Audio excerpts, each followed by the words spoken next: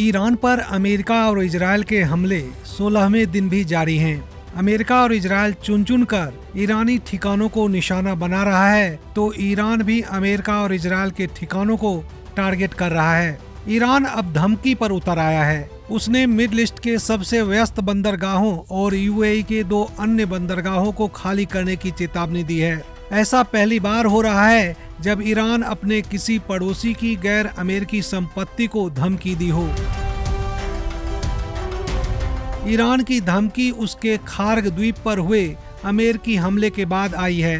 Kharg में Iran के तेल निर्यात को संभालने का हमले के बाद अमेरिकी राष्ट्रपति डोनाल्ड ट्रंप ने कहा कि अमेरिका ने ईरान के तेल नेटवर्क के लिए अहम एक द्वीप पर सैन्य ठिकानों को नष्ट कर दिया है। ट्रंप ने चेतावनी दी है कि यदि ईरान होर्मुज स्ट्रेट से जहाजों की आवाजाही में दखल देना जारी रखता है तो ईरान का तेल उसका अगला निशाना हो सकता है। खार्ग में हुए हमले के बाद ईरान ने इराक के बगदाद स्थित अमेरिकी दूतावास पर हमला किया। इस हमले के बाद धमाकों की आवाज सुनाई दी और अमेरिकी दूतावास के ऊपर काले धुएं का गुबार देखा गया।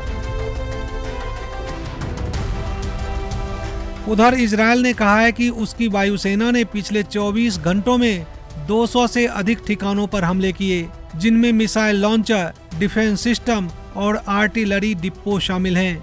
इजरायली एयरफोर्स ने पश्चिमी ईरान में ड्रोन साइट पर हमला किया, जिसमें कई सैनिक मारे गए।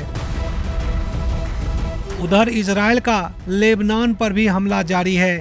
हिजबुल्लाह को निशाना बनाकर किए गए हमले में 800 से ज्यादा लोग मारे जा चुके हैं, जबकि 8,50,000 से भी ज्यादा लोग बेघर हो गए हैं। जवाब में ईरान ने कुछ ही मिनटों के अंतराल में इजरायल पर 1400 से ज्यादा मिसाइलें दागी।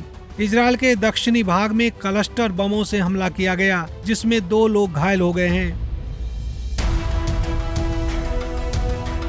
ईरान इजरायल और पड़ोसी खाड़ी देशों पर लगातार मिसाइलों और ड्रोन से हमले जारी रखे हुए है। उसने हॉर्मुज स्ट्रेट को प्रभावी रूप से बंद कर दिया है। दूसरी ओर अमेरिकी और इजरायली युद्धक विमान ईरान में सैन्य और अन्य ठिकानों पर बमबारी कर रहे हैं। हमले के बाद ईरान में मानवीय संकट गहरा गया है।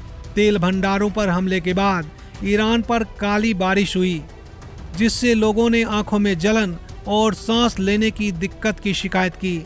इसके बाद स्वास्थ्य अधिकारियों ने जनता के लिए गंभीर खतरों की चेतावनी जारी की है।